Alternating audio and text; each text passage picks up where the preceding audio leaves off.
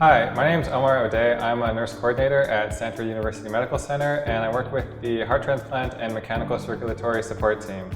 What I'd like to do today is provide you with a few visuals and some hands-on demonstration on how to perform some pertinent skills that I think are very essential for nurses to know who are taking care of LVAD patients. Now, that being said, I'd like to move into the controller exchange. So what I'm going to do first is go ahead and disconnect the data cable, and we're going to do this, as close to how we would most likely do this in a hospital setting if a patient is in bed. Now, a patient that you're going to have, again, as I mentioned before, is likely going to have two power sources and the driveline connected. They may or may not be connected to the data cable, but for the purpose of this, you may want to just disconnect it so it's one less cable to deal with when you're performing this. Now, I always like to tell people when they're doing this is to make sure that you position the controllers parallel to each other, just like this. And there's an acronym that we like to use in order for people to just remember the step-by-step process of how to execute a controller exchange for an HVAD.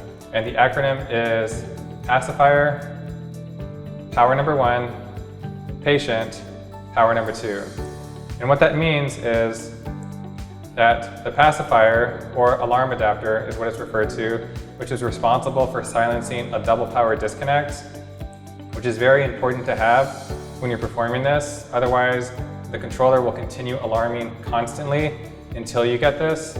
So you want to make sure that you have it, and if you don't, you can call the VAD team, the coordinator, and they can bring you one. But most patients all know, and they've been instructed again and again and again, that their backup should always have this on it, just in case they ever need to do this.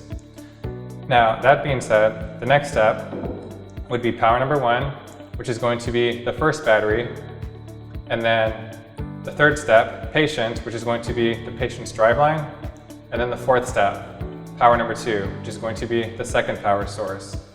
And the reason I always tell people to keep things parallel to each other is because it essentially provides a really great guide to do this in the order of going top to bottom, left to right.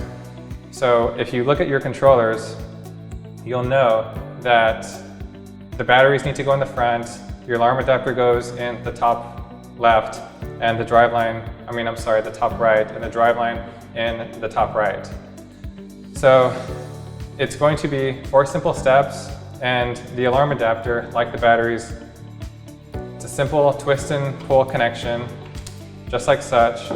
And then the driveline, you're going to want to just pull straight out and straight in. And because it's going to give you a little bit of resistance, hold the controller down pretty firmly and just come straight out and then straight in. And you really want to make sure that you don't hesitate on this step, because when the driveline comes out, the patient will temporarily lose support for just a moment, so you want to go straight out and straight in. So again, it's going to look just like this. And always remember, pacifier, power 1, patient, power 2, just like that. So pacifier,